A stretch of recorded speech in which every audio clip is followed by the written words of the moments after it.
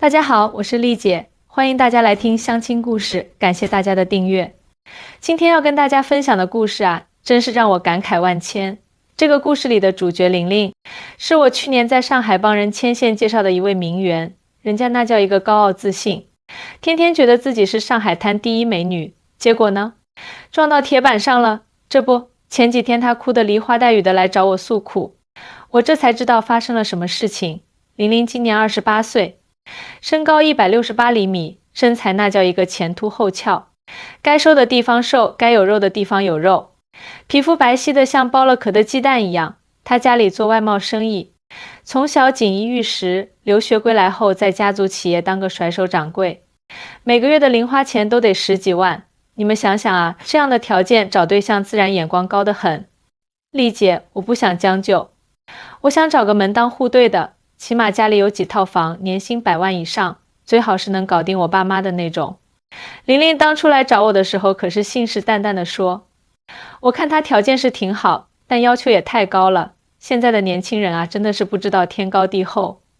不过作为红娘，我还是得尽力满足客户的要求嘛。经过一番筛选，我给玲玲介绍了几个上海本地的金领，不过玲玲总是挑三拣四，这个说太矮，那个说太秃，简直让我头疼不已。就在我快要放弃的时候，我朋友从台湾回来，说有个台湾青年叫志明，家境不错，人长得帅气清秀，在台北科技大学毕业后来上海创业，想找个大陆女孩子谈恋爱。我一听，这不正合适吗？马上就安排了他们见面。第一次见面，志明把玲玲迷得神魂颠倒。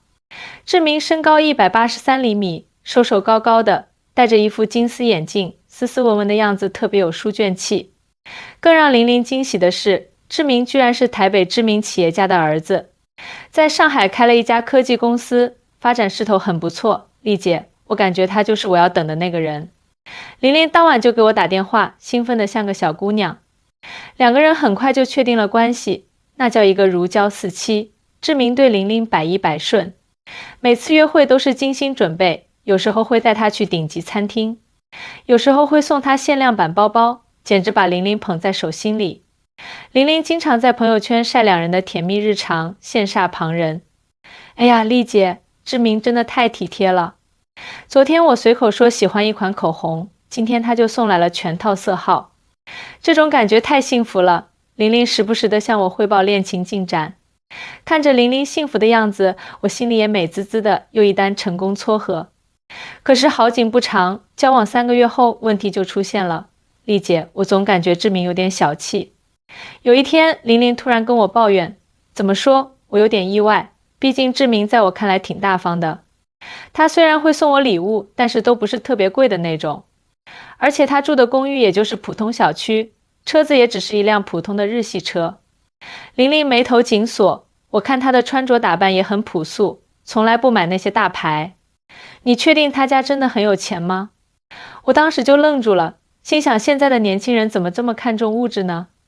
玲玲啊，人家台湾人的生活方式和我们不一样，他们很多有钱人都很低调的，不像我们这边非要穿金戴银才显得有钱。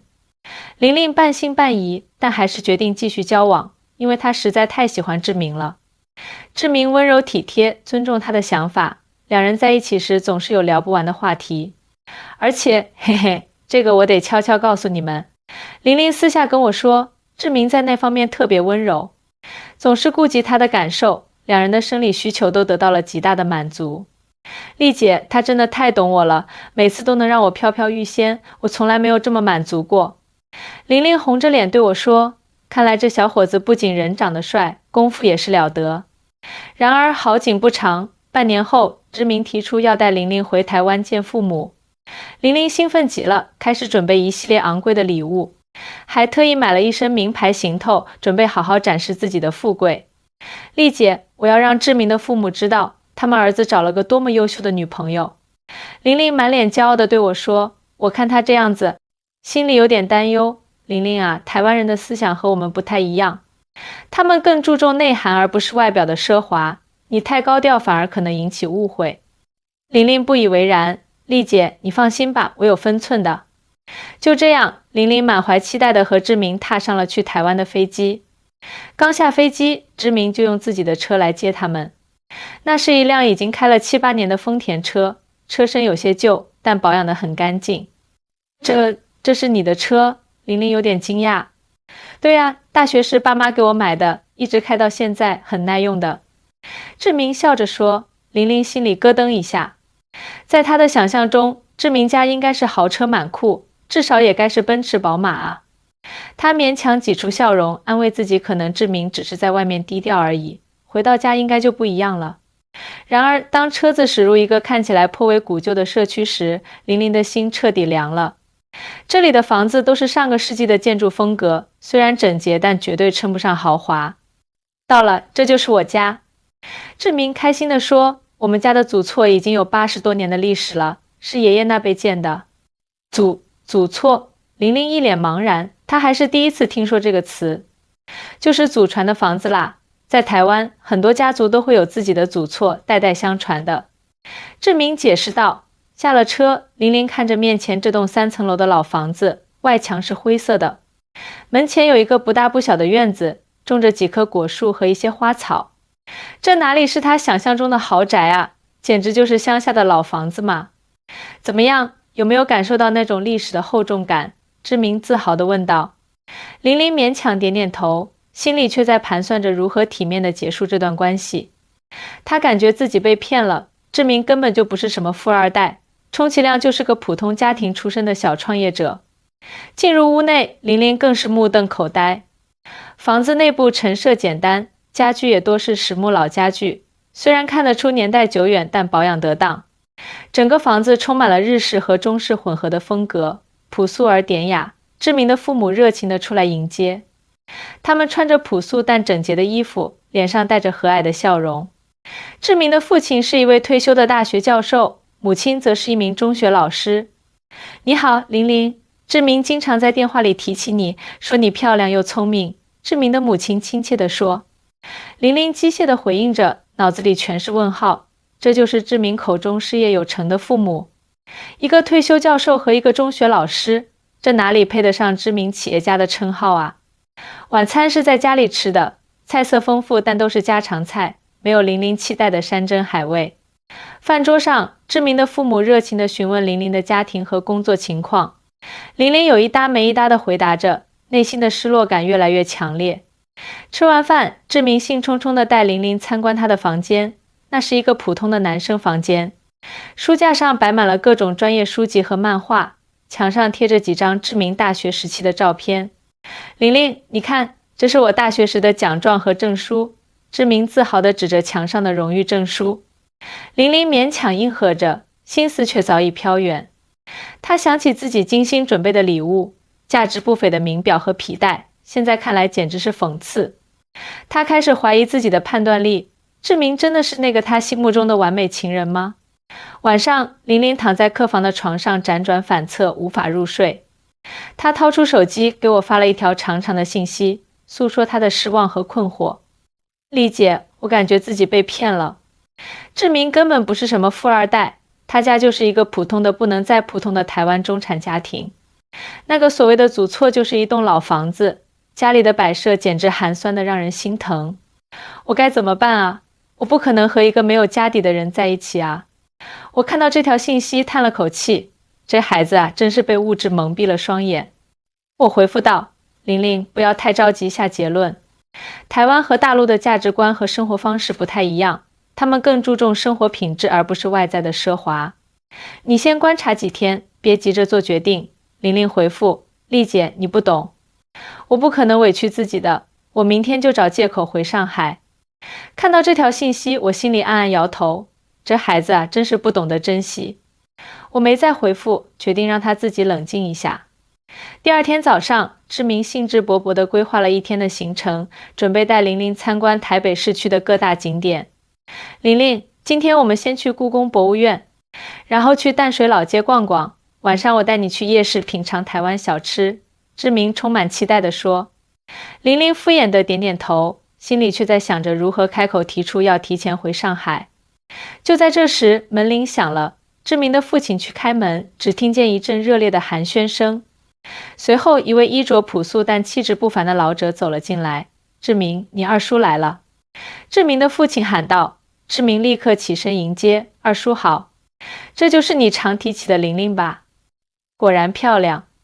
老者笑眯眯地看着玲玲，玲玲礼貌地打了招呼，心里却在嘀咕，又一个朴素的亲戚，看来这家人真的就是普通人家啊。玲玲，我二叔是台积电的技术顾问，在半导体行业很有名的。志明骄傲地介绍道。玲玲心不在焉地点点头，对这个信息并没有特别在意。在他看来，一个技术顾问能有多大的能耐？志明，你们今天有什么安排？志明的二叔问道。我准备带玲玲去故宫博物院和淡水老街逛逛。志明回答。那正好，我今天要去拜访一个老朋友，他在阳明山上有栋别墅，风景非常好。你们要不要一起去？正好让玲玲看看台北的山景。二叔提议道。志明转头看向玲玲，你想去吗？玲玲想着反正都是在台北转悠，去哪都无所谓，就点头同意了。至少阳明山听起来比博物馆有趣一些。二叔的车是一辆低调的本田，这更加强了玲玲对志明家庭条件的判断。一路上，二叔热情地向玲玲介绍着台北的风土人情，玲玲则有一搭没一搭地回应着，心思早已不在谈话上。车子沿着蜿蜒的山路向上，景色渐渐变得优美起来。高大的树木、清新的空气，还有远处若隐若现的台北市区全景，确实令人心旷神怡。快到了，二叔说道，前面就是我朋友的房子。车子转过一个弯，前方出现了一栋现代风格的豪华别墅，白色的外墙、巨大的落地窗，还有一个精心设计的花园和游泳池。这栋房子坐落在山顶的最佳位置，视野极佳，可以俯瞰整个台北市。玲玲不由得瞪大了眼睛，这是你朋友的家？是啊，老李的别墅，他是做科技产业的，前些年刚建的。二叔随口说道，好像这再平常不过。车子停在别墅前的停车场，一位穿着休闲但气质非凡的中年男子迎了出来，热情地和二叔拥抱。志明，好久不见了。这位就是你的女朋友吧？那人看向玲玲，亲切地问道。志明点点头，介绍道，李叔叔好，这是玲玲，来自上海。欢迎欢迎，来进屋坐坐。李叔叔热情地招呼大家。进入别墅内，玲玲被眼前的景象惊呆了。宽敞明亮的客厅，价值不菲的艺术品，设计精美的家具，还有透过落地窗看到的无边泳池和壮观的城市全景，这哪里是普通人家能拥有的啊？李叔叔，我听说您最近又投资了一家新的半导体公司。志明问道。是啊，现在的年轻人有想法，我就给点支持。李叔叔笑着说。对了，志明，你那个项目进展如何？上次你说的那个技术方案我看了，很有前景。志明谦虚地回答，还在调整中，多谢李叔叔的建议。玲玲听着他们的交谈，逐渐发现气氛有些不对劲。志明和这位李叔叔的交谈透露出的信息让他感到困惑，似乎志明和这些人的关系非同一般，而且志明谈论技术和投资的样子也很专业，完全不像是在装样子。今天正好大家都来了，不如一起吃个午饭吧。李叔叔提议道，我让厨师准备一下。玲玲这才注意到别墅里还有佣人和厨师。午餐丰盛而精致，完全是高档餐厅的水准。用餐过程中，又陆续有几位衣着低调但气场强大的客人加入，他们和知名的二叔李叔叔谈笑风生，话题从全球经济到科技前沿，再到艺术收藏，无所不包。更让玲玲吃惊的是，这些人对志明都非常尊重，不时询问他的意见，还提到了他在上海的公司，称赞他的经营理念和技术创新。志明啊，你那个人工智能应用做得不错，我听说已经有几家大公司找你谈合作了。一位满头白发的老者问道。志明点点头，是的。张爷爷，目前有3家上市公司有意向，但我们还在评估最佳合作方式。不急不急，好东西不怕没人识货，年轻人有魄力是好事，但也要稳扎稳打。老者语重心长地说。玲玲坐在豪华的餐桌旁，整个人都懵了，这到底是怎么回事？志明一家看起来如此普通，为什么会认识这些显然非富即贵的人物？而且看这些人对志明的态度，根本不像是对待一个普通小伙子，而是充满了尊重和期待。午餐后，李叔叔带着大家参观他的收藏室，里面陈列着各种珍贵的艺术品，从古董到现代艺术应有尽有。玲玲虽然平时也逛艺术展，但眼前这些藏品的价值显然远超她的想象。这幅是奈良美智的作品，前年在香港苏富比拍下的。李叔叔指着墙上一幅画说道：“志明很喜欢，所以我就买了。”志明笑着摇摇头：“李叔叔，您太客气了。”玲玲偷偷在手机上搜索了一下，这位奈良美智的作品动辄上千万，她的心跳开始加速，一种不安和困惑涌上心头。傍晚时分，志明和玲玲告别了李叔叔一行人，准备回家。在回程的路上，玲玲终于忍不住问道：“志明，你和那位李叔叔是什么关系？他们好像都很尊重你。”志明轻松地回答：“哦，李叔叔是我爸的大学同学，也是我的投资人之一。我的公司第一轮融资时，他投了不少钱。”投资人？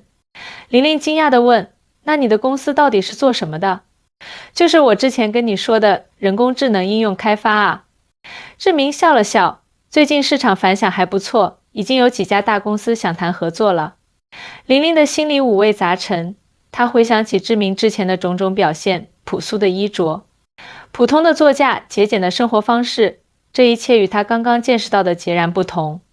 回到志明家，玲玲借口有些累，早早回到客房休息。她立刻给我发了信息：“丽姐，情况好像和我想的不一样。今天我们去拜访了志明二叔的朋友，那人家里简直豪华的不得了，而且他们都很尊重志明，谈论的都是投资和科技公司的事情。”志明到底是什么来头啊？我看到这条信息不由得笑了。我不是告诉过你吗？台湾人的价值观和我们不一样，很多真正有钱有实力的台湾人都很低调，不会像我们这边那样张扬。你现在还觉得志明家穷吗？玲玲回复：“但他家的房子真的很普通啊，家具也都是老旧的。”我打断他：“玲玲啊，房子旧不代表人穷。在台湾，很多成功人士都住在老房子里，那是有历史有故事的地方，他们更看重这些无形的价值。再说了，你看到的那些科技大佬、企业家对志明的态度，难道还不明白吗？”玲玲沉默了一会儿，回复道：“丽姐，我感觉自己好像闯祸了，我今天一直表现得很不耐烦，志明应该看出来了，那就好好补救吧。”我回复道：“真心实意的道歉，调整你的态度。记住，爱一个人不是爱他的物质条件，而是爱他这个人。”第二天，志明安排带玲玲去参观他公司在台北的分部。当他们走进那栋现代化的办公大楼时，玲玲惊讶地发现，志明在这里竟然有自己的专属楼层。“这是我们的研发中心。”志明介绍道，“目前有30多名工程师和设计师。”玲玲看着忙碌却井然有序的办公区域，再看看那些对志明满脸敬意的员工，彻底明白了自己的误会有多么荒谬。“志明，你的公司很成功啊。”玲玲小心翼翼地说。志明微笑着点点头：“还可以吧，去年营收突破了2亿新台币，今年预计能翻一番。不过创业不易，每天都有新的挑战。”玲玲咽了咽口水，2亿新台币，虽然按汇率换算没有那么惊人，但对于一家成立不到5年的科技公司来说，已经相当了不起了。中午，志明带玲玲在公司附近的一家小餐馆吃饭。这家店看起来毫不起眼，但门口却排着长队。这家店的卤肉饭是台北最好吃的。志明解释道，老板坚持用传统方法制作，每天限量供应，经常一开门就卖完。玲玲原本习惯了高档餐厅，没想到这家小店的卤肉饭确实美味得让人惊叹。吃饭时，志明不时接到电话，都是工作上的事情。他处理问题的方式干练而专业，完全是一位成功企业家的姿态。“志明，你为什么？”玲玲犹豫了一下，还是问出了心中的疑惑：“为什么你有这么好的条件，却过得这么朴素？”志明放下筷子，认真地看着玲玲。在台湾，很多人不把财富看得那么重要。我爸妈从小就教育我，真正的成功不是拥有多少钱，而是能否对社会有所贡献，能否让自己和家人过上健康快乐的生活。那栋老房子是我们家族的根，里面有我们几代人的记忆和情感，比任何豪宅都珍贵。玲玲低下头，感到一阵羞愧。至于我个人，志明继续说道，我觉得生活简单一点挺好的。花大钱买豪车豪宅并不能给我带来真正的快乐，而研发新技术，解决实际问题，帮助他人进步，这些才是我追求的。听着志明的话，玲玲感到一种前所未有的震撼。她从小到大接受的价值观是，有钱就要显摆，成功就要让所有人看到。而志明的观念却截然不同，他追求的是内在的满足和价值。那你为什么选择我？玲玲小声问道，我们的价值观差异这么大。志明温柔地笑了，因为我看到了你善良聪明的一面。你在上海帮助那些流浪猫咪的事情，你告诉过我的。还有你对工作的认真负责，对朋友的真诚相待，这些都是金钱买不到的品质。玲玲的眼眶湿润了。是的，她确实做过这些事情，但从未想过志明会把这些放在心上。